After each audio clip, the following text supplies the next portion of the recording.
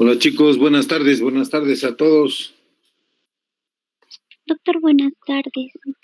¿Qué tal? ¿Qué tal? Ya estamos Doctor, buenas prácticamente tardes. todos. Buenas tardes. Doctor, buenas tardes. Hola, hola, hola. Bueno, ya se puede grabar, que eso es una buena cosa. Ya han habilitado la licencia del MIT, así que no va a haber problemas para grabar. Entonces, arrancamos.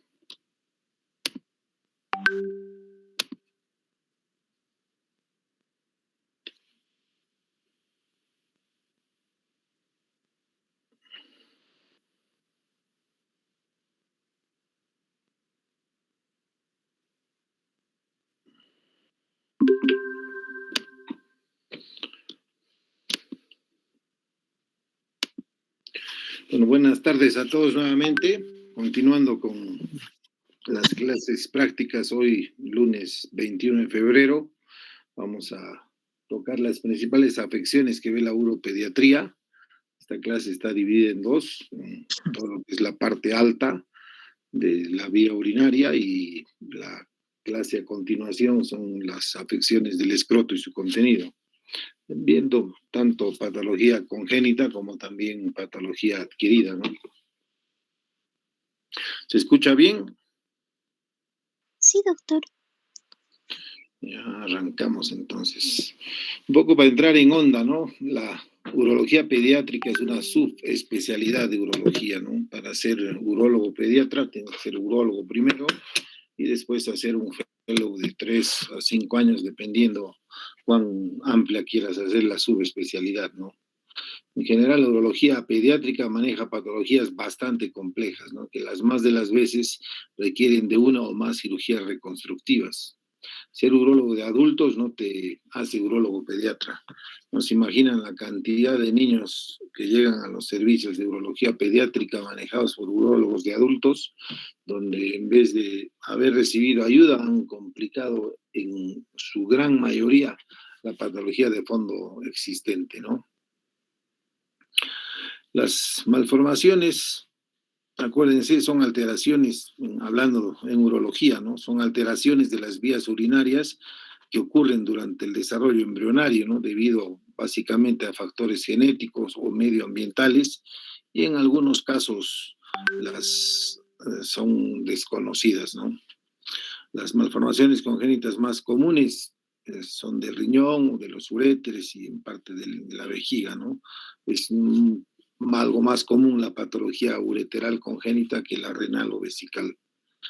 Hablando ya de anomalías congénitas del riñón y del tracto urinario, también podemos decir que son las más comunes, ¿no? En los niños cuando se diagnostican estas malformaciones. En general, en su gran mayoría tienen un componente urológico, ¿no? Representan aproximadamente el 30% de las malformaciones diagnosticadas desde el nacimiento. Y estas son responsables del 34 al 59% de la enfermedad renal crónica y del 31% de todos los casos de enfermedad renal terminal, ¿no? En niños.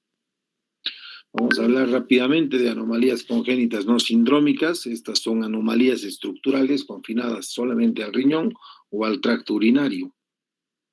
Incluye las más frecuentes, hablando en orden de frecuencias, el reflujo vesico-ureteral y en raras ocasiones malformaciones graves como la agenesia renal bilateral, que obviamente es incompatible con la vida, ¿no? Estas anomalías congénitas pueden ser unilaterales o bilaterales y en ocasiones coexisten diferentes defectos en un mismo niño. Es importante reconocer y diagnosticar estas anomalías a tiempo, ya que el tratamiento temprano va a minimizar el daño renal y, como vimos, va a evitar o va a retrasar en gran medida la aparición de una enfermedad renal crónica terminal. Hablando de las anomalías congénitas del riñón, el riñón es el sitio más común en las anomalías congénitas. Las malformaciones renales a menudo se asocian con otros defectos congénitos, como alteraciones en el pabellón auricular, que puede estar muy deformado, y con anomalías del mismo lado de los huesos faciales, ¿no? ¿Alguna pregunta? ¿Se escucha bien? No hay problemas, ¿no? Con la transmisión. Sí se escucha bien, doctor. Ya, bacán. Seguimos entonces. Agenesia renal. La agenesia renal es una malformación congénita en la que uno o ambos riñones fetales no se desarrollan, ¿no? Es más frecuente, gracias a Dios, de que sea unilateral. Suele diagnosticarse durante la ecografía fetal o de manera incidental en una ecografía realizada por alguna otra razón, ¿no? Mucha gente ya se entera que tiene un solo riñón en edad adulta, ¿no? ¿Por qué? Porque acuérdense, todo órgano par tiene una función que se llama vicariante o compensadora, ¿no? Entonces, la ausencia de un riñón, de un testículo, o un oído, o el ojo, entonces el órgano que queda va a compensar ese déficit, ¿no? Y el riñón no está exento de eso. En general, en la ecografía uno se va a encontrar con un riñón grande, bastante grande, compensador por la ausencia del otro, ¿no? Algunos casos de agenesia renal unilateral también pueden representar la evolución de una enfermedad renal multiquística previa, ¿no? O sea, a veces hay una patología de fondo que ha condicionado que ese riñón no desarrolle. Y hasta el 40% de las mujeres con una anomalía del tracto urogenital también tienen una anomalía asociada al tracto renal. La proporción de hombres a mujeres es alrededor de 1.2 a 1, casi similar. Aproximadamente el 56% de las agenesias son unilaterales, ¿no? Las más de las veces del lado izquierdo. La mayoría de estos pacientes son asintomáticos. ¿Por qué? Porque el riñón contralateral, como les dije, es funcional y es compensador, ¿no?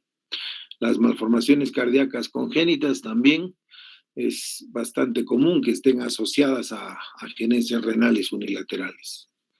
Las niñas con agenesia renal unilateral deben realizarse una ecografía pélvica para buscar anomalías de las estructuras de Müller. Y el reflujo vesicoureteral es la anomalía más común que se observa en el riñón contralateral, que puede complicar si este no es corregido a tiempo, ¿no?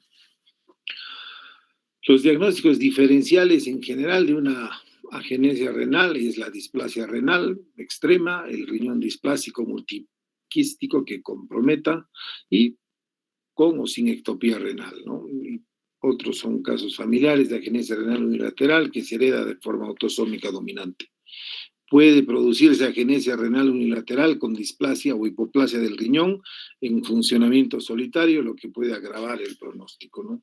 Entonces, tener un riñón displásico o hipoplásico único es camino, ¿no?, a la enfermedad renal crónica terminal. Y esta es la hipoplasia renal, ¿no? Es una malformación también relativamente común. Son riñones congénitamente pequeños con un número reducido de nefronas, pero con una arquitectura normal, ¿no? Acuérdense, la nefrona es la unidad funcional y estructural del riñón. Entonces, si estas están disminuidas en tamaño, entonces notoriamente va a ser un riñón pequeño, ¿no?, o hipoplásico. Existen dos condiciones distintas, la oligomeganefronia y la hipoplasia renal simple, ¿no? La diferencia entre uno y otro básicamente es un defecto cuantitativo del parénquima renal, ¿no? Con una reducción importante de nefronas en el primer caso. Y en el segundo caso, o sea, la masa renal está reducida, pero en general el número de nefronas es normal, ¿no? Se estima que la hipoplasia renal afecta casi alrededor del 2.2% de la población. La incidencia exacta de hipoplasia renal no es conocida, pero se estima que ocurre 1 de cada 400 nacidos vivos. Otra patología congénita que podemos encontrar son los riñones supernumerarios. El otro día en la práctica vimos, ¿no?, una urografía excretora de una persona adulta que se hizo un diagnóstico de riñones supernumerarios, tenía 4 riñones, ¿no? Igual como las hipoplasias o las agenesias, a veces se diagnostican ya en edad adulta por un estudio X, ¿no? El paciente puede ir a una consulta con el gastroenterólogo por un dolor abdominal, le piden una tomografía de abdomen pelvis y ahí encuentra uno más de un riñón, ¿no?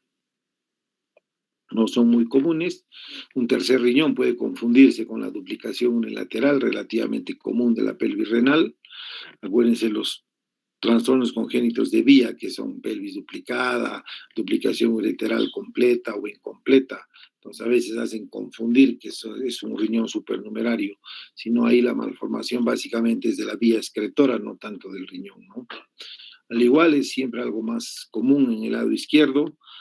Puede ser del mismo lado, puede ser del mismo tamaño, o pueden ser más grandes o más pequeños que el riñón habitual o nativo, ¿no? Funcionan con normalidad, poseen una forma y una cápsula normal, pero suele no estar esta adherida al riñón normal, ¿no? Nos referimos a la cápsula, a la envoltura del riñón mismo. Y puede estar ubicado al frente, debajo, arriba o detrás del riñón normal, o nativo si quieren llamarlo, y también se puede encontrar en la región ilíaca o anterior al promontorio sacro. Esas son las ectopías renales, que pueden ser del mismo lado o pueden ser cruzadas, ¿no? Estos riñones supernumerarios pueden tener un uréter separado o más comúnmente uréteres bífidos, ¿no? Hasta un 50%. Raras veces tienen una abertura ectópica, ¿no? O sea, lo habitual es que desemboquen en el trígono vesical, en el lugar habitual, ¿no? A cada lado de la barra interureteral, por detrás del cuello de la vejiga. Se han observado síntomas en aproximadamente 2/3 de los casos notificados. Cuando son sintomáticos pueden causar fiebre, dolor o masa abdominal palpable, ¿no? Muchos debutan con infecciones y la masa palpable no es otra cosa que una ureterohidronefrosis, ¿no? El diagnóstico de riñón supernumerario puede realizarse por ultrasonido, por una tomografía computada con un contraste, que es el UROTEM, o también conocida como tomografía helicoidal multicorte del riñón. Gammagrafía nuclear, que es ideal porque no solamente nos permite ver la ubicación, el número de riñones, sino también la función en porcentajes de cada unidad renal, ¿no? Por separado. O resonancia magnética, ¿no? Tomografía, bueno, es fácilmente visualizable, ¿no? Es bastante raro el riñón supernumerario bilateral, y la cirugía está indicada cuando los riñones supernumerarios se ven afectados por condiciones patológicas y se vuelven sintomáticos, ¿no? Las principales condiciones patológicas son básicamente la obstrucción y que conlleve a la infección o a la formación de cálculos, y estos cálculos a abscesos que básicamente serían obstructivos, y estos van a condicionar infección y cálculos, ¿no? Y siempre y cuando sean sintomáticos, ¿no? Otras son las displasias renales y los riñones multiquísticos. La displasia renal se caracteriza por la presencia de elementos de tejido renal malformado, incluidos túbulos primitivos, fibrosis intersticial y otros, ¿no? Acá sí hay un componente importante de déficit de función renal, ¿no? Es una de las anomalías congénitas del tracto urinario identificadas con mayor frecuencia. Otros términos utilizados para describir esta afección incluyen al riñón multiquístico, poliquístico, si quieren llamarlo, y la displasia renal multiquística. El riñón multiquístico del recién nacido normalmente se ve en un solo riñón, con una masa de quistes lobulados irregularmente y un uréter normalmente ausente o atrésico. Esto es importante, chicos, acuérdense, hay un riñón, que es una masa quística, lobulada irregular, y en general o hay un uréter atrésico estenosado o ausente, ¿no? Entonces, el riñón displásico multiquístico es la causa más común de masa abdominal en el recién nacido y es la malformación quística más común del riñón en la infancia. Esta displasia se considera la principal causa de enfermedad renal en etapa terminal en los niños. El displásico multiquístico se caracteriza, como su nombre lo dice, por la presencia de múltiples quistes no comunicados de tamaño variable separados por parénquima displásico y en ausencia de un sistema pielocalicial normal. Entonces imagínense, es un riñón mal formado con quistes y de yapa tiene la vía excretoria dañada, ¿no? Se asocia también con atresia ureteral o ureteropélvica, ¿no? El riñón afectado en general no funciona. Con frecuencia se asocia con otras anomalías contralaterales, especialmente las alteraciones ureteropélvicas, ¿no? Ureteropiélica sería el término correcto, ¿no? O sea, de la unión del uréter con la pelvis renal. Ahí está traducido a ureteropélvica, pero es mejor pensar en ureteropiélica, o sea, del uréter a la pelvis renal. Y la obstrucción de la juntura, que es básicamente lo mismo, ¿no? Es una enfermedad en que la unión del uréter la pelvis renal se ven afectadas, ¿no? Esta puede ser por un trastorno básicamente de la musculatura de la vía urinaria o la presencia de vasos polares que cruzan y comprimen justo a nivel de la unión ureteropiélica, en la parte alta del riñón, ¿no? Se observa también displasia del parénquima renal con obstrucción uretral o reflujo presente al principio del embarazo o por un uréter sustituido. Y la poliquistosis renal, ¿no? Conocida como síndrome del riñón poliquístico, es un trastorno genético en el que se desarrollan y crecen quistes anormales en uno o en ambos riñones. Se caracterizan por múltiples quistes, involucrando las más de las veces a ambos riñones, y alrededor del 15 al 17% de los casos que se presentan inicialmente con múltiples quistes en un riñón van a ir progresando a enfermedad bilateral en la mayoría de los casos. La enfermedad renal poliquística es una de las enfermedades hereditarias más comunes. Es la causa de casi el 10% de enfermedad renal en etapa terminal, afecta tanto a hombres como a mujeres por igual. Los síntomas de la enfermedad poliquística suelen ser presión arterial alta, dolor de cabeza, dolor abdominal, hematuria, poliuria y dolor lumbar. Y a medida que se va deteriorando la función renal, acuérdense, la enfermedad renal es pero un libro de semiología, ¿no? Puede tener todos los síntomas que uno pueda imaginar, el paciente renal crónico y sobre todo terminal los va a poder tener, ¿no? Hay básicamente dos tipos de poliquistosis renal, la enfermedad renal poliquística autosómica dominante, que es la más común de todas las enfermedades quísticas del riñón. Su incidencia es 1 en 500 nacidos vivos y se estima que es el 10% de la insuficiencia renal terminal. Y la enfermedad renal poliquística autosómica recesiva es la menos común, su incidencia es 1 en 20.000.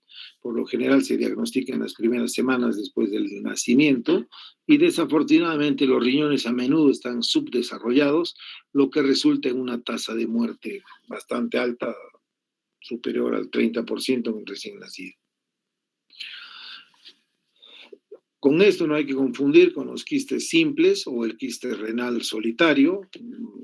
Quiste renal simple es el término, o enfermedad renal quística simple es el término correcto. Acuérdense, los quistes renales simples no agrandan los riñones, no reemplazan su estructura normal, ni reducen su función renal como la poliquistosis renal, ¿no? El daño renal es raro y solo requiere un seguimiento continuo y casi nunca una intervención quirúrgica. Son más comunes a medida que las personas envejecen. Se estima que el 25% de las personas de 40 años y el 50% de las personas de 50 años van a tener uno o más quistes simples, ¿no? Si haces una ecografía a abuelitos por encima de 75 años, de 10, fácil encuentras algún quiste de diferente tamaño en más de la mitad de los abuelitos. La causa de los quistes renales en general es desconocida, existen varias teorías, incluso se habla de que es parte del proceso mismo de envejecimiento del riñón, ¿no?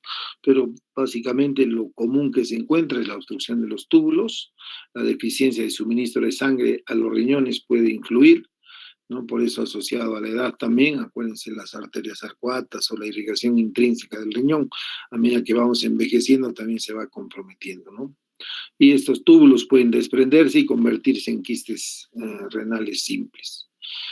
Generalmente no causan síntomas ni afectan negativamente la función del riñón, ¿no? Algunos pueden desarrollar dolor, sobre todo cuando son quistes muy grandes, que pueden presionar otros órganos o por el peso mismo del quiste, generar en alguna medida una alteración en la posición del riñón, ¿no? A pesar de que el riñón es un órgano móvil, pero tiene bastantes elementos de fijación, ¿no? Pero el peso mismo del quiste, si es muy grande, puede alterar esa dinámica y condicionar en alguna medida dolor u otras molestias, ¿no? A veces, muy pocas veces, estos quistes se pueden infectar y causar infección, dolor y gran sensibilidad, ¿no? Algunos estudios han encontrado una relación entre los quistes renales simples y también la hipertensión arterial, ¿no? De ahí el tema de de la pobre irrigación de estos riñones y la aparición de los quistes. Si se fijan, estos quistes son muy bien circunscritos, en general tienen paredes delgadas con contenido líquido limpio y no comprometen, como se llama, parénquima renal, ¿no? O sea, pueden estar dentro del parénquima, van a producir desplazamiento, pero no van a competir con el tejido funcional renal, ¿no? Acá en una resonancia se ve un riñón sano y un quiste bastante periférico, muchos son parapiélicos, pero pueden estar alrededor o en el polo inferior, polo superior, en la cara anterior, en la cara posterior. Y se ve que son de contornos bien, bien delimitados, ¿no? Esta es una clasificación, la clasificación de Bosnia, que se utiliza mucho, mucho. Cualquier paciente mayor de 45, 50 años con hallazgo incidental o casual de un quiste solitario o un quiste simple, debe tener una tomografía de control para tener una clasificación radiológica, ¿no? de Bosniak. Algunos la hacen con ecografía, pero no es tan fino el detalle y pueden ser subestadiados muchos quistes, ¿no? La idea es que siempre todas las masas renales quísticas, o sea, se clasifiquen con tomografía, el nombre de la clasificación es Bosniak, la clasifica en 4 grupos, ¿no? Un tipo 1, su contenido, la densidad es homogénea, clara, como el agua, bien delimitada, y la pared suele ser fina y bastante lisa, ¿no? No capta contraste, la recomendación solamente seguimiento, ¿no? Los Bosniak tipo 2 tienen algunos tabiques o unos septos finos con mínimas calcificaciones. No suele captar también el contraste, no requiere de más exploración que seguimiento y control anual ecográfico, ¿no?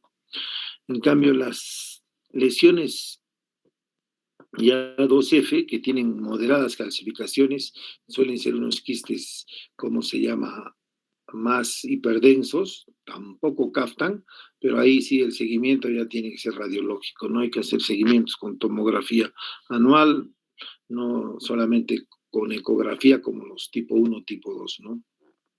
Estos hasta en un 5% pueden tener, como se llama, un comportamiento maligno. Y la categoría 3 ya son paredes algo más gruesas, algo irregulares, tienen calcificaciones, tienen tabiques o septos gruesos, si bien no captan, pero sí hay una alta probabilidad, hasta en un 50% se ha encontrado malignidad en este tipo de quistes. Y los tipo 4 ya son de paredes muy gruesas, el contenido es para nada homogéneo, es irregular, bastante denso, no son uniformes, incluso asemejan nódulos, y lo típico es que estos capten, como se llama, capten contraste, ¿no? Y estos en general hasta en un 100% tienen un comportamiento maligno, ¿no? O se capta, o perdón, se descubre que son lesiones malignas, ¿no? Ahí el tratamiento en este sí es quirúrgico, ¿no? Muchos quistes, incluso un tipo 1, un tipo 2 o 3, pueden ser operados también, ¿no? A veces son muy grandes, molestan, pesan, comprimen órganos vecinos, entonces se operan, ¿no? En general, la cirugía es laparoscópica, se llama quistectomía laparoscópica. Cuando veamos las clases de cirugía laparoscópica, van a ver que existe una escala de grado de dificultad en el proceso de aprendizaje de la cirugía laparoscópica en urología.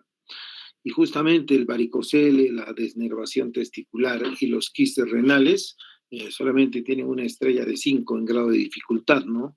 Entonces es parte del entrenamiento del urólogo en cirugía laparoscópica retroperitoneal y, y abdominal urológica a la exéresis de estos quistes, ¿no? Básicamente consiste en destechar el quiste, o sea, hay que entrar y se lo corta el quiste y se cauterizan los bordes, ¿no? Como para que no vuelva a pegarse o aplicarse y volver a formarse, ¿no? Técnicamente es sencillo, por eso tiene una sola estrella de dificultad, ¿no?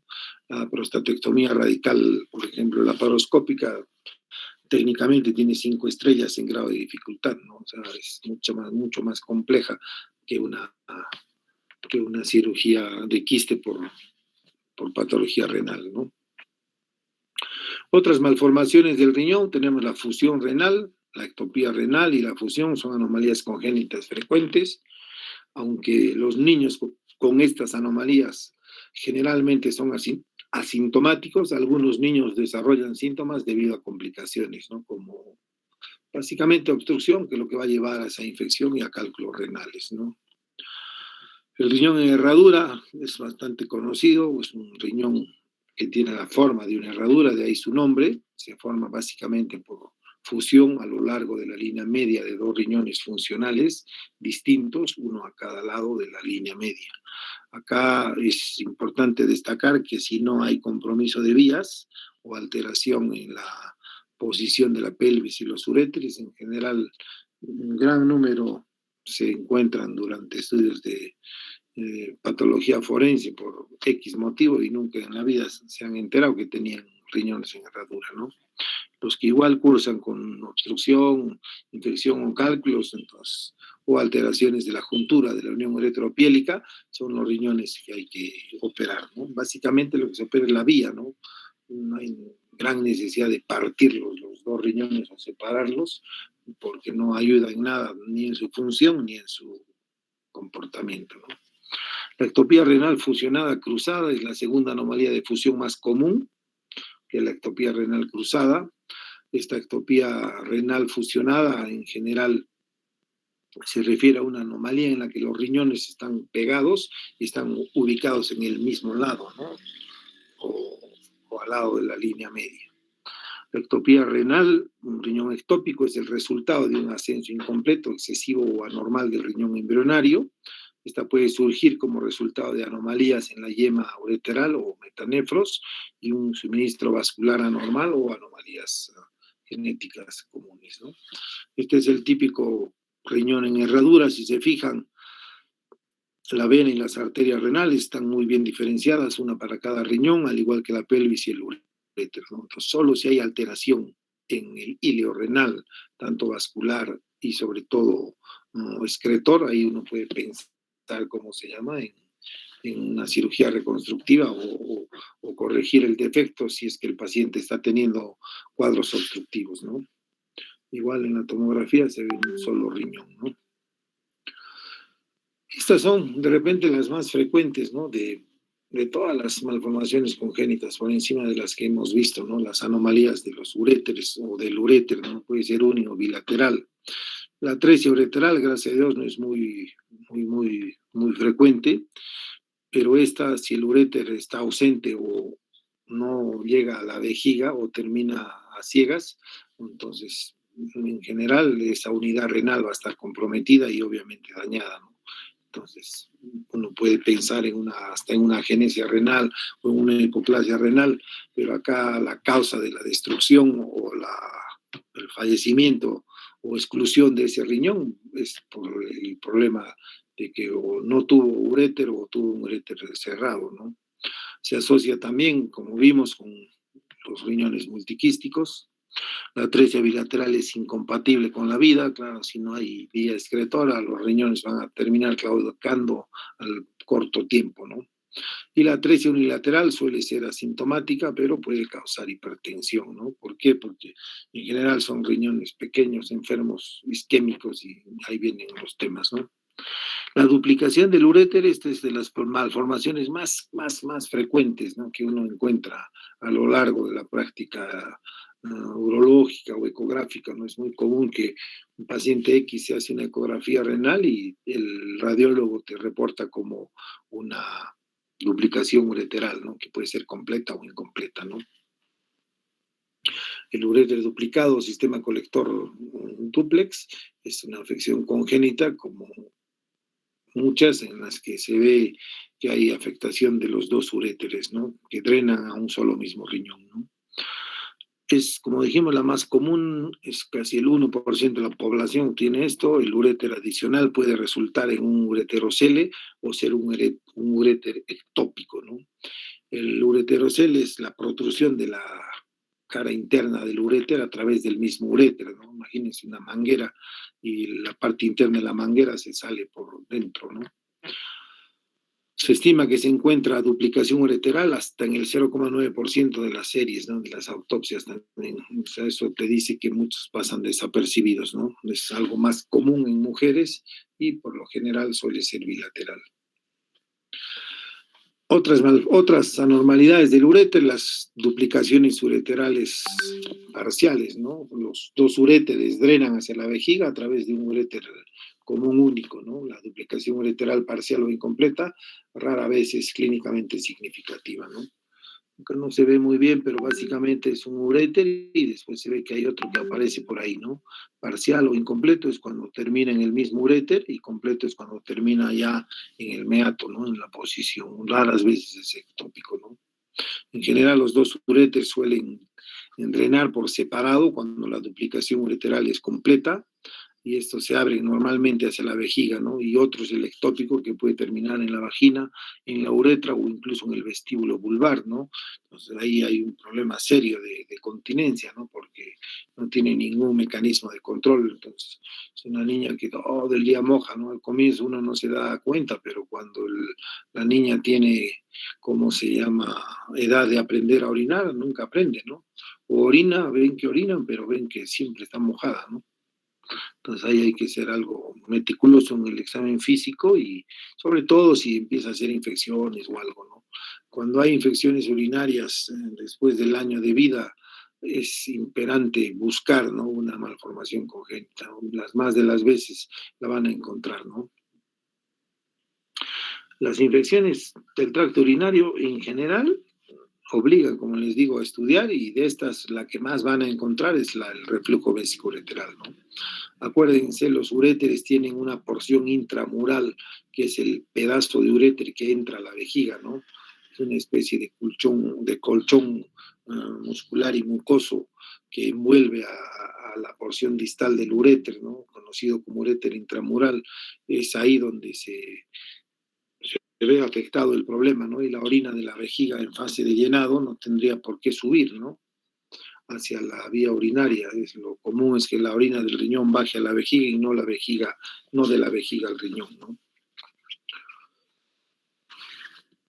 Esos cuadros de incontinencia a veces son bastante difíciles de darse cuenta, ¿no? Y este es el ureterocele, se ve así claramente en la vejiga, ¿no? Es una vejiga llena y se ve como una uva o como una gota de agua dentro de la vejiga, ¿no? Eso es característico del ureterocele. ¿Por qué? Porque es el uréter mismo que se ha salido por el meato, ¿no? Es una dilatación sacular del extremo distal del uréter que puede ocupar la vejiga y si es ectópico, bueno, va a ser visible a simple vista, ¿no? Si no requerimos de una ecografía o sobre todo una endoscopía, una cistoscopía diagnóstica para visualizar el tamaño del uréter, ¿no? Y en general son así uréteres bastante abombados, ¿no? Y muchos cuando se diagnostican en edad adulta tienen un cálculo ahí, ¿no? Porque el orificio del meato es bastante pequeño por el crecimiento o por la dilatación sacular del extremo distal del uréter, ¿no? Muchas veces asintomático, pero igual como todos, si es que hay obstrucción va a generar infección y cálculos, y si es que es ectópico, bueno, va a generar incontinencia, ¿no? Este orificio ectópico ureteral suele ocurrir en algunos ureteroceles y en duplicaciones del uréter, ¿no? También en uréteres ectópicos únicos, típicos, ¿no? En general, muchos de estos niños hacen epidimitis recurrente, ya que el uréter drena directamente al conducto deferente o a la vesícula seminal, cuando son ectópicos, ¿no? Hablando de orificios ectópicos ureterales. Entonces, tienen un patrón obstructivo, infeccioso, y por infección van a generar epidimitis y muchas veces una orquitis severa, ¿no? Es la infección por el ingreso de la orina, que no necesariamente tiene que estar con gérmenes para producir una epidimitis, ¿no? Muchas veces es química por presencia misma de la orina en la vía seminal, ¿no? Y las niñas normalmente si tienen estos uréteres ectópicos, o sea, orificios ectópicos, ureterales, van a presentar incontinencia con goteo continuo, a pesar de que lo que les decía, ¿no? Orinan normal, pero después de orinar ven que siempre está mojada la ropa interior, ¿no? Esta es la famosa obstrucción de la unión ureteropiélica o enfermedad de la juntura, ¿no? Fíjense la magnitud de esta pelvis renal y esta gran dilatación de los grupos colectores superior, medio, inferior. ¿Por qué? Porque justo la unión de la pelvis renal con el uréter se ven afectado o estrechado, ¿no? En este caso es unilateral, en este otro caso es bilateral, ¿no? Es una anomalía congénita bastante común, es de lo que más operamos después del reflujo vesicoureteral, ¿no? Si hablamos de cuántos de estos pacientes que hemos visto con todas estas patologías ya tratadas terminan en cirugía, los que más se operan son los del reflujo vesicoureteral y los que tienen obstrucción de la juntura, ¿no? Esta unión ureteropiélica, ¿no? Hay una obstrucción parcial, ¿no? En la unión justo de la pelvis y el uréter superior, ¿no? Puede ser sintomático, presentarse con hematuria, infección urinaria o dolor abdominal, ¿no? Yo diría que lo típico de estos son niños de 9, 10, 11, 12, 13 años que refieren siempre dolor abdominal, ¿no? Les duele siempre. Los desparasitan, les hacen de todo, pero nunca se van más allá del riñón, ¿no? Entonces, cuando se les hace una ecografía, lo que ven es que hay un riñón dilatado, ¿no? Acuérdense, la sobredistensión de la cápsula renal es el principal mecanismo de dolor en la vía urinaria, ¿no? Entonces, si va a haber una obstrucción de la juntura, va a haber una dilatación de la pelvis y de las estructuras internas del riñón, eso va a desplazar o distender la cápsula renal y va a condicionar dolor, ¿no? Ahora, las causas de la obstrucción pueden ser intrínsecas o extrínsecas, ¿no? La intrínseca es la causa más común y es el resultado de un estrechamiento localizado en la unión de la pelvis con el uréter superior, ¿no? O sea, hay en alguna medida alteración de la musculatura propia de esa zona, de la juntura, entonces que hace que se angoste, ¿no? Ahora, un vaso polar inferior aberrante, esos son vasos sanguíneos que cruzan, es las causas más comunes de alteraciones extrínsecas, ¿no? Que van a producir obstrucción en la juntura, en la unión piel-ureteral, ¿no? Son los famosos vasos polares, ¿no? O sea, todo es normal, pero hay un vaso, una arteria que cruza justo por encima de la pelvis en la unión con el uréter y lo que hace es al ser de alta presión el flujo vascular en las arterias, entonces va a comprimir, ¿no? Extrínsecamente la unión. Se ve con más frecuencia en niños que en niñas, la mayoría son unilaterales, igual izquierdas, y también hay casos bilaterales de obstrucción de la unión ureteropiélica, ¿no? El grado de obstrucción va a determinar su efecto sobre los riñones, ¿no? A mayor obstrucción, mayor dilatación, ¿no? La dilatación, acuérdense, va a elevar la presión intrarrenal y eso va a comprimir el parénquima y muchos tienen ya parénquimas renales adelgazados y a la larga pueden excluirse, ¿no? Esos riñones por enfermedad de la juntura. Muchos se diagnostican en ecografía prenatal, la mayoría se diagnostican en útero, entonces hay cirugía correctiva, cirugía intrauterina, eso se llama una endopielotomía endoscópica, que se puede hacer en útero o también se puede hacer una vez que nace, ¿no? La presentación es variable según el grado de obstrucción, ¿no? Estas son unas megapelvis, ¿no? Que cuando van a requerir cirugía, lo más seguro es que hay que hacer una sección biselada del uréter y hay que, ¿cómo se llama? Igual reducir el tamaño de la pelvis, hacer una plastía de la pelvis y luego una anastomosis pielureteral, ¿no? Algunas veces el vaso polar, ¿cómo se llama? Si llega al riñón y es un vaso, ¿no? Que tiene un componente de irrigación alta en el riñón, no se puede seccionar el vaso. Entonces lo que hay que seccionar es el uréter y ponerlo por encima del vaso, ¿no? Entonces hay diferentes técnicas quirúrgicas, ¿no? Desmembradas, membradas. Pero la idea es restablecer y reducir la obstrucción al 100%, ¿no? Generalmente siempre requieren una pieloplastía y una anastomosis pielo-ureteral amplia con fines de que se pueda realizar, ¿cómo se llama? Permeabilizar la vía urinaria, ¿no? Acuérdense, la regla en cualquier patología obstructiva es revertir la obstrucción y permeabilizar la salida de la orina, ¿no? Se hace también endoscópico, la endopielotomía endoscópica, que es una cirugía técnicamente sencilla, pero que tiene una tasa de recidiva mayor a las pieloplastías, ¿no? Las endoscópicas se hacen cuando uno está al 100% seguro de que es una causa intrínseca, ¿no? Porque si es extrínseca ya haciendo pielotomía, el fracaso en general es temprano, ¿no? Y otra es esta, ¿no? Que se opera mucho el reflujo vesicoureteral, ¿no? La mayoría de las veces el reflujo vesicoureteral se debe a una anomalía congénita, que como les dije ya es del desarrollo de la unión ya también entre la vejiga y el uréter, ¿no?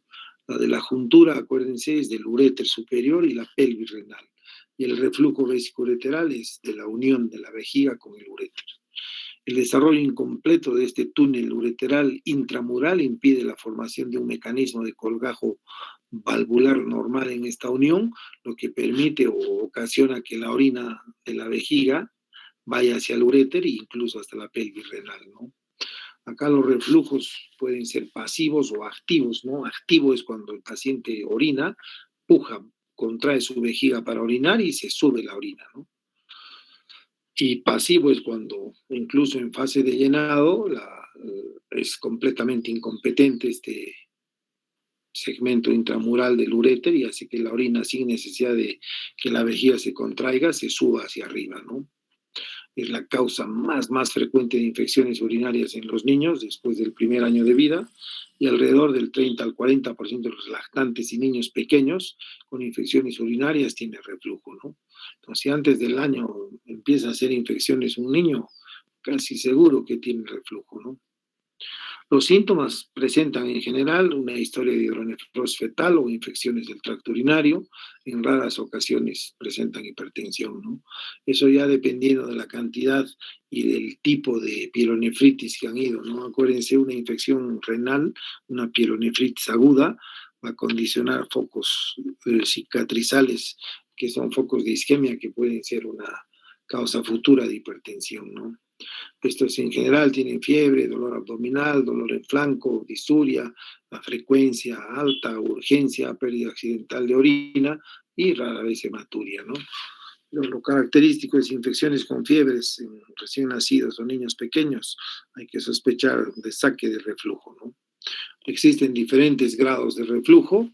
Esto es importante, esto se conoce como el signo del clavel marchito, ¿no? Es un uréter completamente dilatado y en general se ve que está caído, ¿no? El 1 solamente compromete los uréteres, pero no la pelvis renal. El grado 1 es solo el uréter, acuérdense.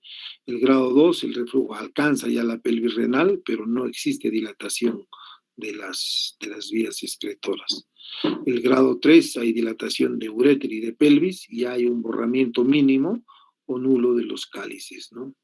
Y el 4 ya hay un aumento de la dilatación y se observa el ángulo agudo de los fondos del saco de los cálices, ¿no? O sea, ya se ven abombados, redondos estos. Pierden esa característica forma de copa de champán del infundíbulo, ¿no? En cambio, ya el 5 ya la dilatación es grosera, ¿no? Es un uréter gordo, un megauréter, se conoce como megauréter, ¿no? La pelvis también es grande, apulosa y los cálices, ¿no? Y con frecuencia va a haber la ausencia de las impresiones papilares, ¿no?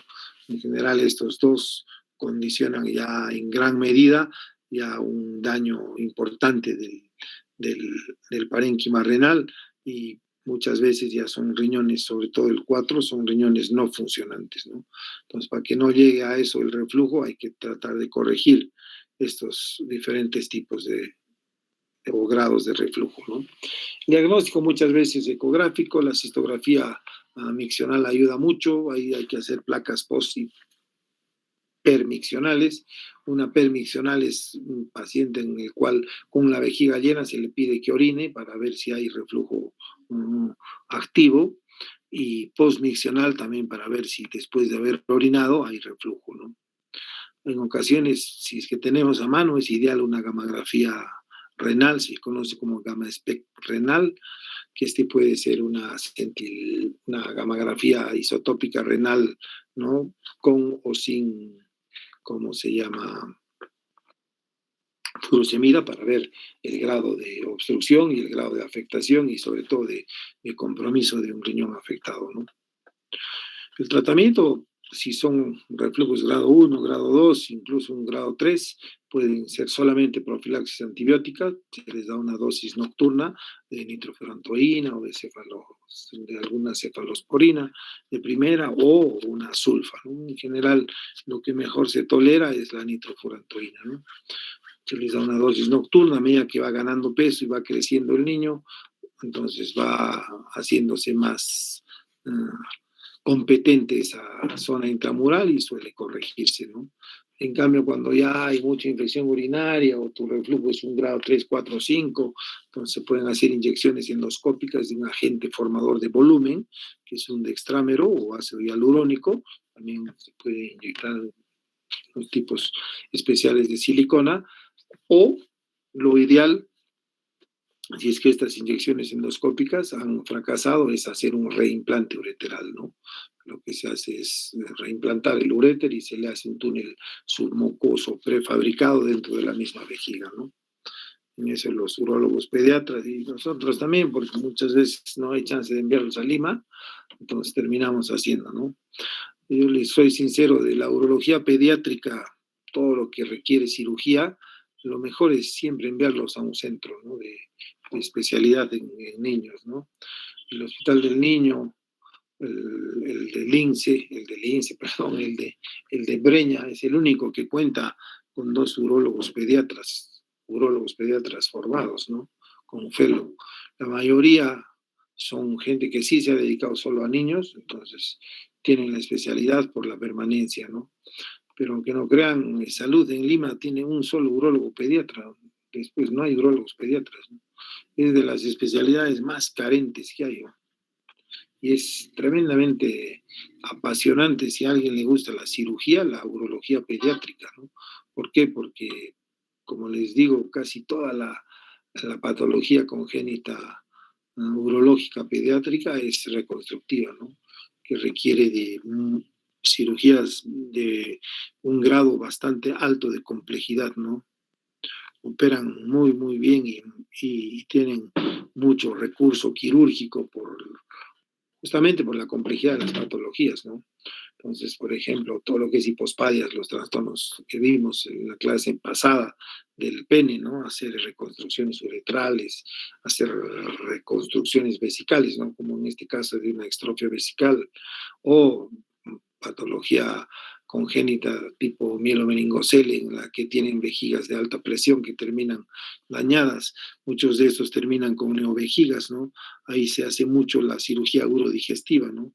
Se utiliza básicamente hoy por hoy más el sigmoide para hacer un nuevo reservorio vesical, pero también se ha usado estómago, se usa ileum terminal, ¿no? Entonces, la cirugía digestiva se hace mucho en urología pediátrica con fines de agrandar, aumentar o hacer una nueva vejiga, ¿no? Una neovejiga. Se hacen autoampliaciones vesicales también, ¿no?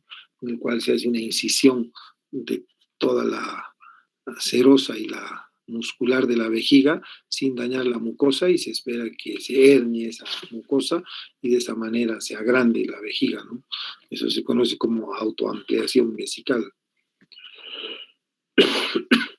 Y entrando a extrofia vesical, las anomalías congénitas más comunes de la vejiga son la extrofia vesical, cuando esta está exteriorizada, ¿no? Hacia afuera, los divertículos congénitos de la vejiga y la persistencia del uraco, ¿no? El uraco, acuérdense que es un vestigio embrionario, ¿no? Que va del ombligo a la cúpula de la vejiga, que es bastante ingrato el uraco en el sentido de que puede condicionar a malignidad, ¿no? A la larga. Entonces, el carcinoma de uraco es bastante agresivo si uno no se da cuenta que hay un uraco persistente, ¿no?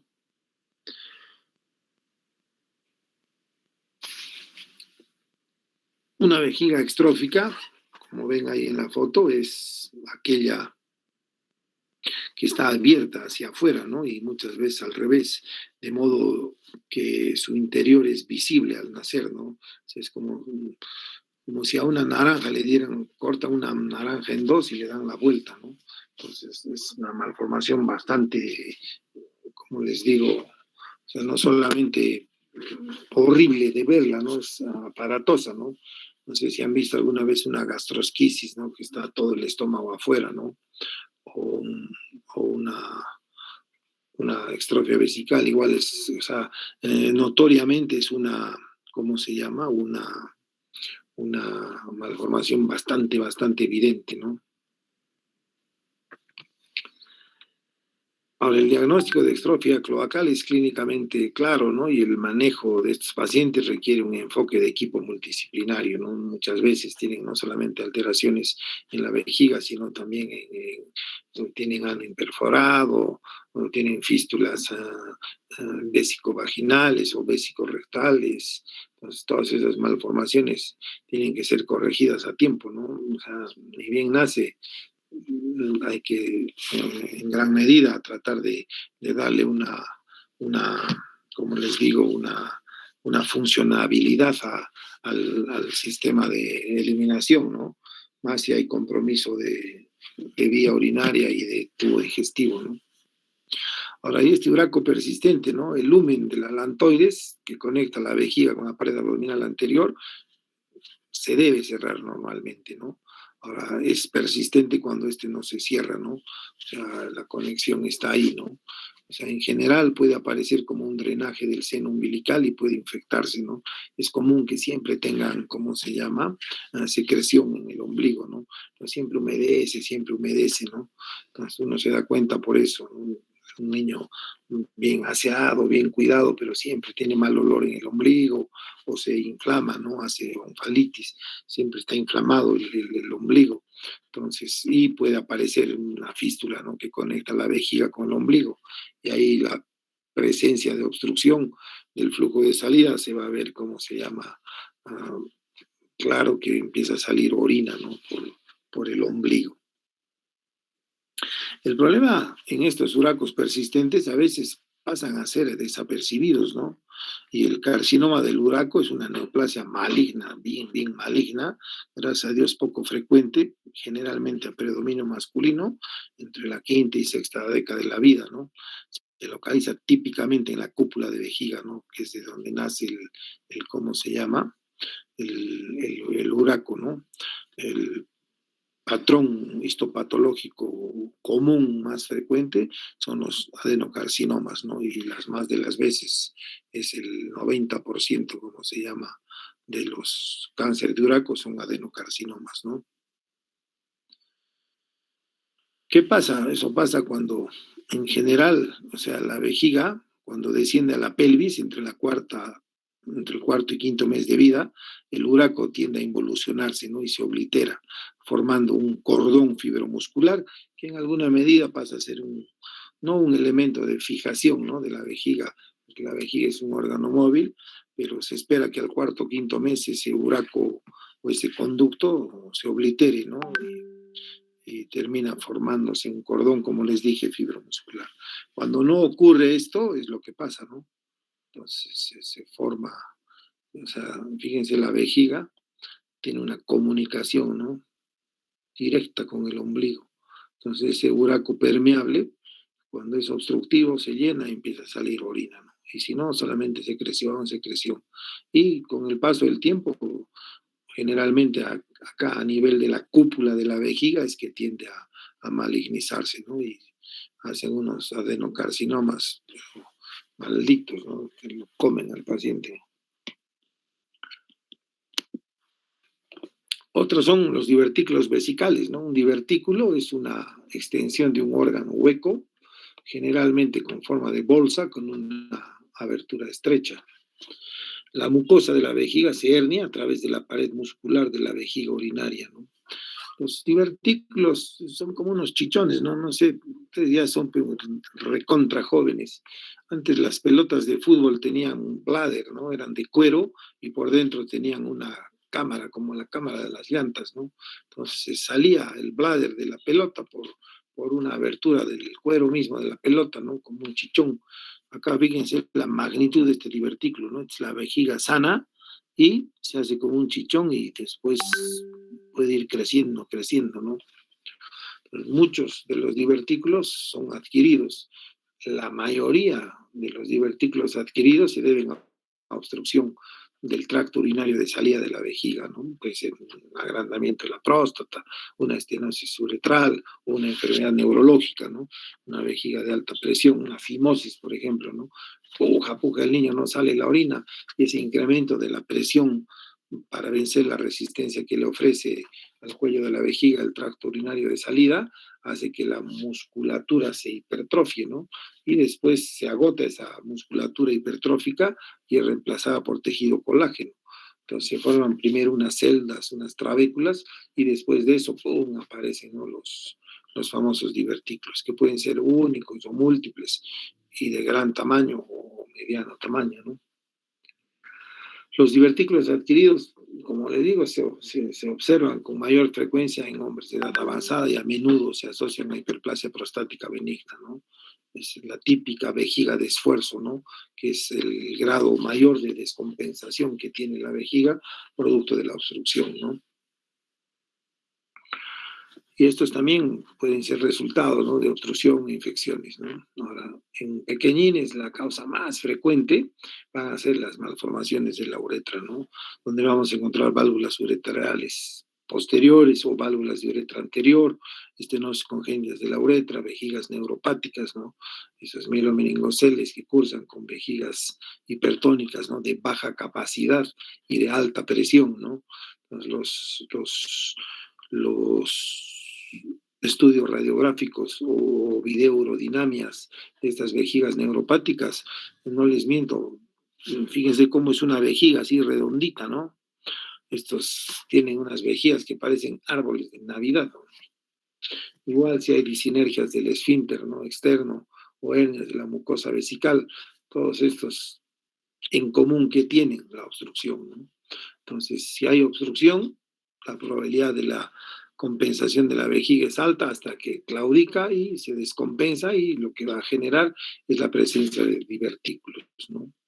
Acuérdense, los divertículos son causa de formación de cálculos dentro del divertículo o focos de infección dentro del divertículo, y un gran número de pacientes con cáncer de vejiga, muchas veces el foco primario está dentro del divertículo, ¿no?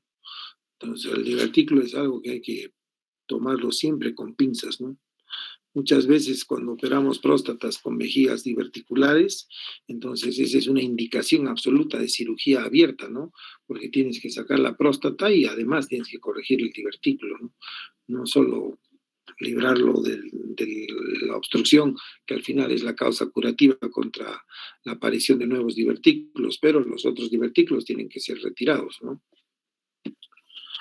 Entonces, acuérdense, siempre asocien divertículo o enfermedad diverticular a obstrucción, ¿no? Y si hay obstrucción, la obstrucción asocien siempre a infección, y si hay infección con obstrucción, a litiasis, ¿no?, a la formación de cálculos.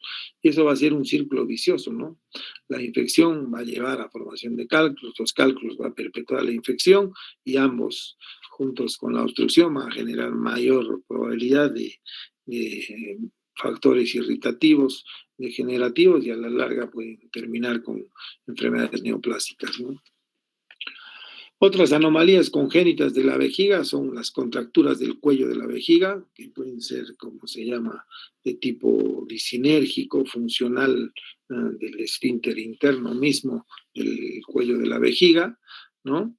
Otras son las agenesias vesicales, que son tremendamente raras. Las megavejigas, que son relativamente, no vamos a decir comunes, ¿no? Pero estas se las encuentra generalmente en pacientes diabéticos o pacientes con disfunciones neuromusculares, ¿no? Lesiones medulares, enfermedades desmielinizantes, en las cuales hay un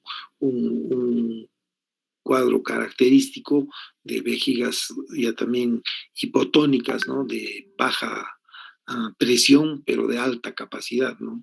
Entonces, estos han perdido el deseo miccional y la vejiga se dilata, se dilata, se dilata, ¿no? Los niños, o cuando nacen con esta patología de megavejiga, hay que sospechar, ¿no?, de patologías congénitas complejas, ¿no? Estas agenesias musculares, estos síndromes de Pornbelly o alguna otra patología en la cual hay una alteración de la musculatura propia de la vía urinaria y hace que la vejiga sea fofa, ¿no? Grande, eh, como les decía, de baja presión, o sea, puede acomodar grandes cantidades de orina y eso es lo que hace que esa vejiga crezca, crezca y crezca, ¿no? Y acuérdense, hay una regla física, ¿no? A mayor distensión, mayor compresión, ¿no? Pero cuando la distensión ya sobrepasa los límites reales de la función de vaciado, entonces son vejigas flácidas que no tienen capacidad de vaciado, ¿no? El mejor ejemplo de megavejiga es el diabético, ¿no? Acuérdense que la polineuropatía diabética, además de la angiomiopatía diabética, son las causas de daño, ¿no? En los órganos huecos. Es típico, por ejemplo, ¿cómo se llama? La vejiga neurogénica en el diabético, ¿no? Es un diabético generalmente descompensado o no controlado, que es el término correcto, porque no se cuida o no hace tratamiento, qué sé yo, o es muy rebelde su diabetes, y sobre todo de largo tiempo, ¿no? En los cuales se va a ver cómo se llama una vejiga grande, ¿no? En la cual el paciente ha perdido el deseo miccional, o sea, no siente, ¿no? Su vejiga está llena, pero él no siente. Entonces después eso conlleva a la sobredistensión de la vejiga, a que tenga una capacidad bastante limitada de contracción, ¿no? Entonces estos pacientes no pueden orinar porque no vacían bien la vejiga, ¿no? Es característico en ellos residuos miccionales altos, ¿no? Por encima del 50-60%. Estos pacientes el tratamiento es una reducción vesical, ¿no? Hay que reducirles la vejiga y si no llegan a eso, lo que tienen que tener es una micción horaria, ¿no? O sea, tengan o no tengan ganas de orinar, tienen que orinar cada 2, 3 horas, ¿no? Incluso hay relojes que tienen una alarma, ¿no? Que cada que suena sabe que tiene que entrar al baño y tiene que orinar, ¿no? Las megavejigas, o sea, también dan problemas de infección porque manejan residuos altos, y tienen cálculos y eso descompensa más, ¿no? El problema de la función misma de la vejiga. La duplicación de vejiga es bastante rara, ¿no? Las más de las veces, si es que se acompaña de un cuello contracturado o una duplicación parcial o incompleta de la uretra, va a dar problemas obstructivos, ¿no? En general es patología compleja, múltiple, y las más de las veces lo que hay que hacer es, ¿cómo se llama? Corregir, ¿no? O retirar la vejiga comprometida, ¿no? Los tabiques vesicales no es muy frecuente también, son pliegues mucocutáneos, ¿no? Mucocutáneos, perdón, mucomusculares, tabiques firmes, ¿no? Que lo que hacen es dar la apariencia de una vejiga bífida o una duplicación vesical, ¿no? Más de las veces el tratamiento es simple, ¿no? Se hace una resección endoscópica del tabique o una plastía vesical, ¿no? Y esta es una enfermedad que se ve con relativa frecuencia. Justo el otro día, a través de Telesalud, hemos tenido una interconsulta de Akira. Akira es una provincia de Apurímac, ¿no? Pero que tiene más cercanía a Cusco que el Apurímac mismo, ¿no? Se va por Cotabambas. No sé si han escuchado hablar de la cárcel de piedra, ¿no? De Akira. Akira era un lugar donde la Santa Inquisición hizo, pero cosas terribles, ¿no? En aquellas épocas, ¿no? Es una placita pequeña que tiene 4 iglesias, ¿no? Y ahí era donde se hacía la Inquisición, estoy hablando de 1500, 1600, 1700. Y ahí tienen una cárcel de piedra, ¿no? Y tienen una piedra que es de color rojo, rojo, rojo, rojo. Si pueden, viajen ahora que pase la época de lluvias, porque el camino es de terror, ¿no? Entonces en esta cárcel de piedra hay una piedra de color rojo. ¿Y por qué roja la piedra? Porque ahí les apoyaban a los que eran considerados herejes en esas épocas, apoyaban la cabeza y de un cuarto que está por encima de la piedra soltaban una piedra, ¿no? Así como un badajo de campana. Entonces lo que hacían era aplastarles los cráneos y explotaban, ¿no? Pero ya se imaginan la cantidad de cráneos que han aplastado para que la piedra sea roja, ¿no? Y Akira también es famosa, ¿no? En la época del terrorismo. O sea, la comisaría está en la misma plaza y los terroristas vinieron a tomar el puesto, ¿no? El policial de Akira, y los policías se metieron dentro de la iglesia. Y ahí se apertrecharon, ¿no? Y se agarraron, balazo limpio, pero creo que 2, 3 semanas. Nunca llegaron refuerzos, ¿no? La, el libro de la Comisión de la Verdad ahí pone en cuestión que hayan sido asesinados los policías por los mismos terroristas. Parece que se han vuelto locos y se han matado entre ellos, ¿no? O sea, es todo un tema. Akira tiene historia ese pueblito. Vayan a conocerlo, vale la pena.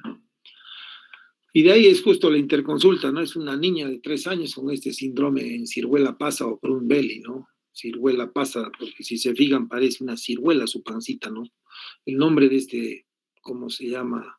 De este síndrome, justamente procede de este aspecto arrugado característico de la pared abdominal, ¿no? En los recién nacidos. Es un síndrome congénito que afecta fundamentalmente a los varones, se caracteriza por agenesia, no tienen los músculos de la pared abdominal anterior. O sea, al no haber músculos, esta forma arrugada no es otra cosa que la impresión de los intestinos del abdomen, ¿no? Entonces, por eso parecen una ciruelita, todos estos pliegues así arrugados y hay mayor cantidad de piel de lo normal. Acuérdense, el abdomen del recién nacido es batracio, no es como un batracio, como un sapo. Entonces, al no haber músculos abdominales, entonces todas estas arrugas o impresiones no es otra cosa que el colon, el hilo, los intestinos, el duodeno, todo, ¿no? Entonces, esa agenesia de músculos de la pared abdominal es lo típico, ¿no? Ni bien nace te das cuenta. Típico que tengan criptorquidia y en general tienen múltiples malformaciones urológicas, ¿no?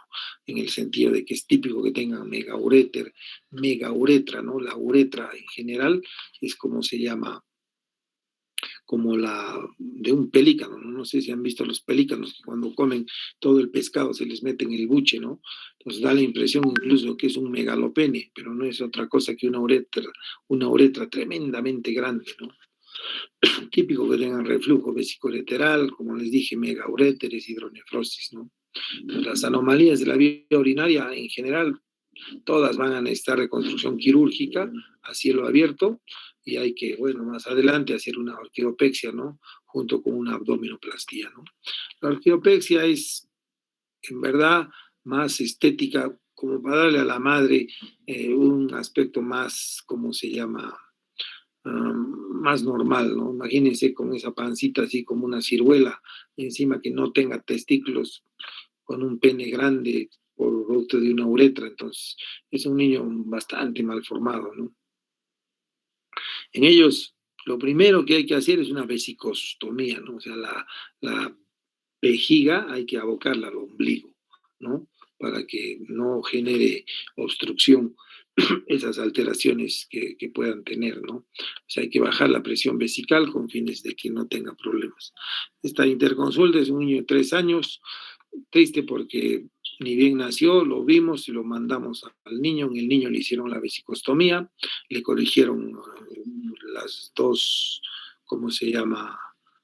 Era una criptorquidia bilateral y tenía una mega uretra, también recortaron la uretra, quedó bacán, se fue con su vesicostomía y por el tema de la pandemia, pero ha llamado recién 2 años, o sea, esa vesicostomía ya hay que cerrarla, ¿no? ¿Por qué? Porque la vesicostomía es como todo ostoma, ¿no? Es una vejiga no continente, entonces el niño se moja todo, y como está a la altura del ombligo la vesicostomía, entonces imagínense, o sea, le tienes que poner 2 pañales, ¿no?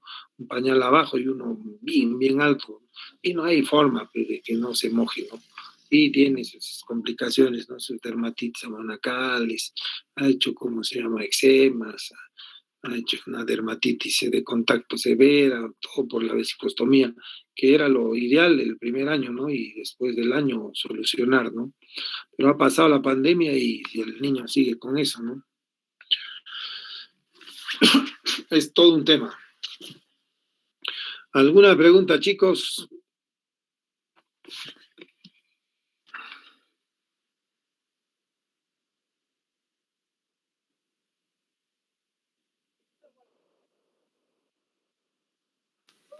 doctor, oye, una consulta. Y de este síndrome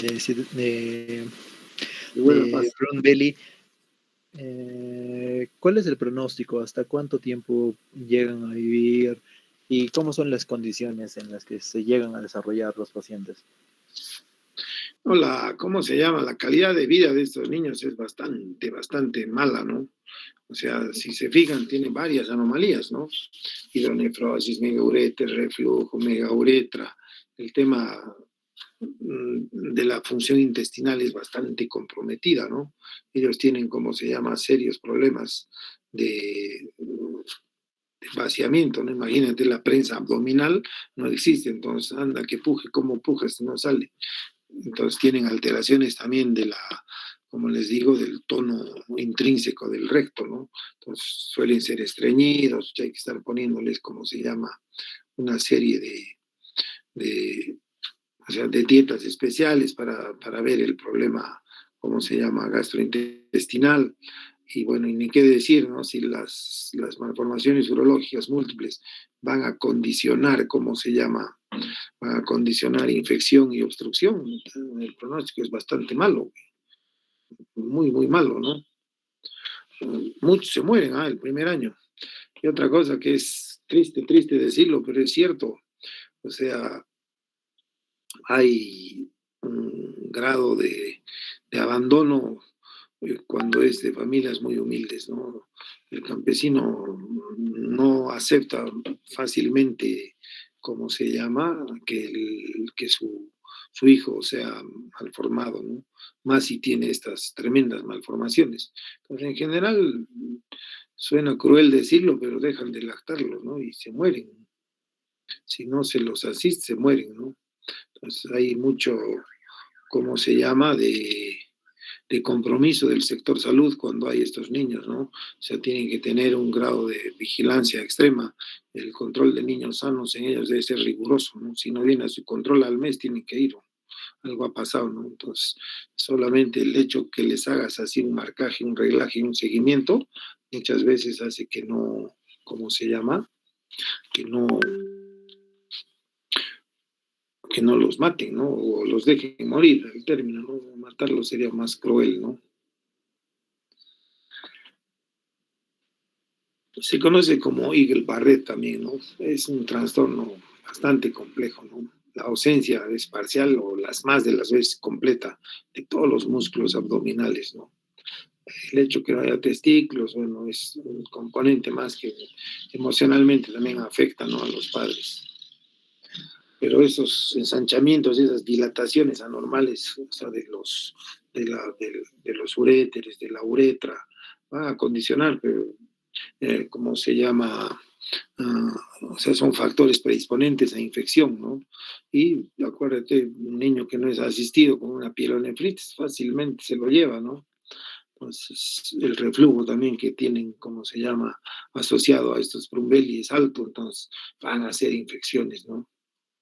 Ahora, muchos, acuérdense, la respiración del niño siempre es abdominal, ¿no? Entonces hacen hipoplasia pulmonar, muchos de ellos terminan haciendo, ¿cómo se llama?, neumonías hipostáticas severas, porque no les da, ¿no? Si no hay músculos en la pared abdominal, ¿cómo respiras, no? Los músculos respiratorios en el niño en el recién nacido son prácticamente inexistentes, ¿no? El tórax es un fuelle que se va a ir desarrollando a medida que la capacidad pulmonar va aumentando. Mientras tanto, la compensación lo hace el abdomen, ¿no? Pues si no tienen músculos, muchas hacen problemas respiratorios, común que te hagan neumonías los primeros meses de vida, ¿no? Porque hacen hipoplasia pulmonar, no desarrollan bien los pulmones, ni lloran fuerte, con decirles todo eso. Es serio, ¿no? Ahora, las uniones de los músculos a los huesos también se ven afectados, ¿no? En alguna medida estos niños tienen un grado de hipotonía también. Entonces, no solamente la pared abdominal, ¿no? Cuanto más severo es el síndrome, hay mayor compromiso, ¿no? A veces tienen hasta el pecho deformado o hundido, ¿no? Es común que se vean las costillas así, o sea, los surcos, ¿no? Porque por el tipo de respiración que tienen también, ¿no? Sí, es de terror que un Brumbelli, pero Si vas corrigiendo, vesicostomía, corrección de, ¿cómo se llama? De, de la megauretra, reimplantas los uréteres, todo eso en la vesicostomía se va haciendo, ¿no? Entonces, muchos niños van de medianamente bien o más o menos bien, ¿no?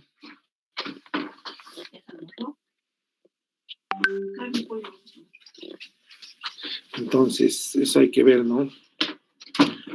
Ahora, las causas, la verdad se desconoce, ¿no? O sea, hay varias teorías, ¿no? Una puede ser causada por anomalías de la vejiga en el mismo desarrollo fetal, ¿no? Y hay una acumulación de orina que puede distender la vejiga, los uréteros y el riñón, y a medida que la vejiga se va agrandando, genera un desgaste o una atrofia de los músculos abdominales, ¿no? Entonces la retención de los testículos en el abdomen también en alguna medida puede atribuirse a esta obstrucción vesical inusualmente grande, ¿no? A la obliteración de los canales de la ingle, ¿no? Que tengan los conductos inguinales cerrados, ¿no? El momento del nacimiento, o sea, la obstrucción de la salida de la vejiga, es lo típico, ¿no? O sea, no orinan, tienen unas vejigazas, esas uretras dilatadas. Por eso la vesicostomía, ¿no? Hay que darle una salida a la orina, por algún lado tiene que salir. Entonces lo que se hace es jalar la cúpula, ni siquiera mucho, porque son vejigas grandes y se anastomosan, o se hacen un ostoma al ombligo, ¿no? Entonces por ahí orinan, ¿no? Ahora hay otras teorías, ¿no? Que ya son un poco más, o sea, que ya son secundarias, ¿no? A un desarrollo incompleto de los músculos, ¿no? O sea, hay alguna alteración, un patrón genético que va, como se llama, en general, a hacer que no se desarrolle el músculo, ¿no? Pero al no tener esos músculos, pues, el estreñimiento, los síntomas de indigestión son bastante, ¿cómo se llama? Comunes, frecuentes, ¿no? O sea, son complicaciones adicionales que tienen estos pacientitos, ¿no? Aparte del problema respiratorio, que va a generar problemas, ¿no? Hay otras, ¿cómo se llama? Teorías, o la tercera, ¿no? Que habla ya de un defecto del sistema nervioso, ¿no? Que podría ser el responsable del mal funcionamiento temprano de los músculos, que es lo que va a condicionar la atrofia, ¿no? A veces se han identificado problemas asociados al canal espinal, ¿no? Espina bífida y, bueno, otras alteraciones, ¿no? Es todo un tema, chicos. ¿Alguna pregunta?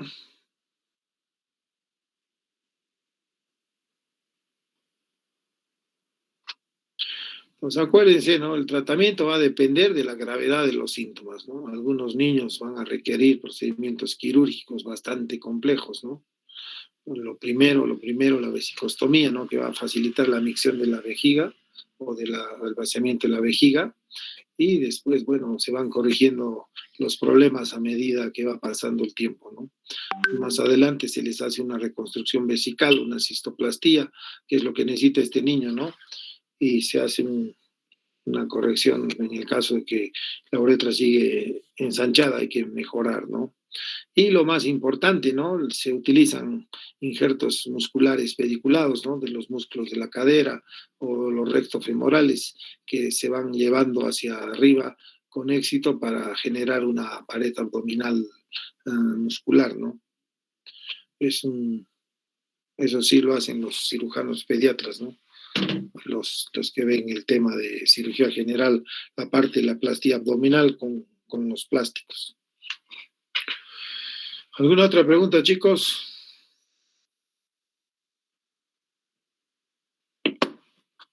Bueno, la próxima clase vamos a hacer las anomalías congénitas y las afecciones del escroto y su contenido. Con eso ya terminamos toda la parte de trastornos congénitos de interés urológico y básicamente de uropediatría, ¿no? Ya entramos en temas puntuales.